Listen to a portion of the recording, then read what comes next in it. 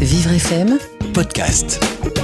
Stéphane Edelson est avec nous. Bonjour Stéphane. Bonjour Benjamin, bonjour Dominique. Bonjour et aujourd'hui, Stéphane. on cause littérature, les amis. Et si on a un peu de temps, on parlera cul. Voilà, là je sens qu'on a On récupéré... peut pas commencer par le... Non. Non, parce que D'accord. comme ça, déjà, on a récupéré tous nos auditeurs partis voir à quoi pouvait bien ressembler un Black Friday chez Jacques et Michel.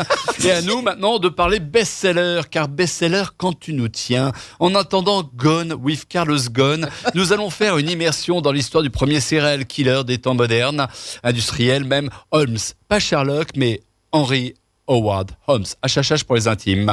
Ce contemporain du détective britannique n'est pas un personnage de fiction comme le personnage britannique, mais le premier serial killer. Il opère à Chicago en 1885 et n'aurait pu commettre aisément ses 25 meurtres avoués s'il n'avait pas construit l'incroyable bâtisse qui en fut le théâtre. Machine à tuer dont chaque pièce était conçue pour servir ses crimes, avec à son inventaire un catalogue d'innovations, murs amovibles, trappes dissimulées, escaliers dérobés, pièces aveugles, capitonnés, gaz domestique, alors qu'à l'époque, on s'éclairait à la bougie, four géant, demi-étage. Vous voyez Dominique, un peu comme dans la peau de John Malkovich de Spike Jonze. Tout à fait. Et oui, avec son 8e étage et demi, on peut tenir que le dos courbé. Et ben c'est là où il enfermait ses victimes.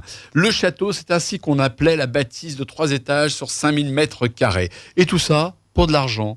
Le type montait des escroqueries à l'assurance vie avec des comparses et au fur et à mesure, il liquidait tout le monde, même les comparses et ses associés. Évidemment. Un humaniste, quoi. Bah ouais, voilà.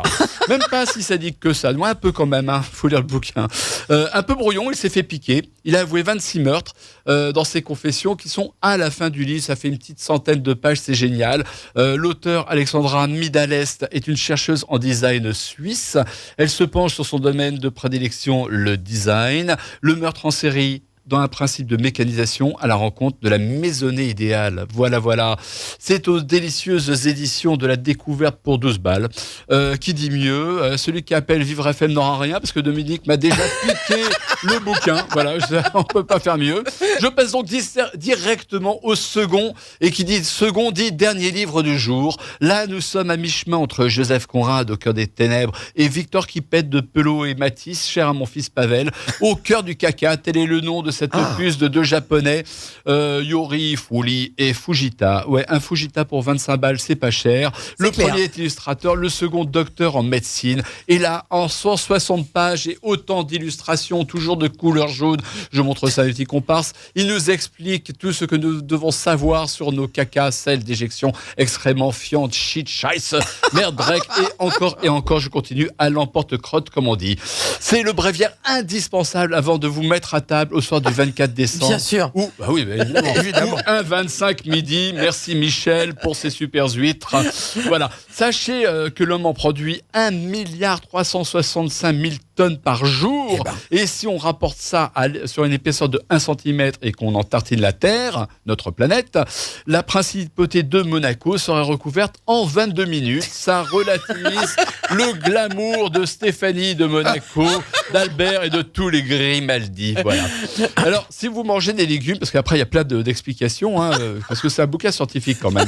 Si vous mangez des légumes, alors un peu de musique, on va s'aider un petit peu de South Park que m'a conseillé mon fils Simon, voilà, avec Monsieur Croc qui va nous chanter quelques trucs. Donc si vous mangez des légumes, il sera un peu odorant et vous serez un peu mince. Ce sera l'opposé du régime tout viande qui appelle les inséparables Brizard et Airwick fraîcheur lavande trépassée. Il y a plein de fiches techniques très sérieuses sur les différentes catégories, liquide, dur, boueux. Bref, le meilleur, c'est la forme banane et la façon dont il faut s'asseoir pour rester zen. Ça peut servir au Japon en cas de contrôle fiscal. Et comme c'est traduit du japonais, on en apprend plein sur le pays. Il faut déjà le lire dans l'autre sens. Hein. Et on apprend plein de choses sur le pays où le soleil ne se lève plus jamais pour Carlos Ghosn.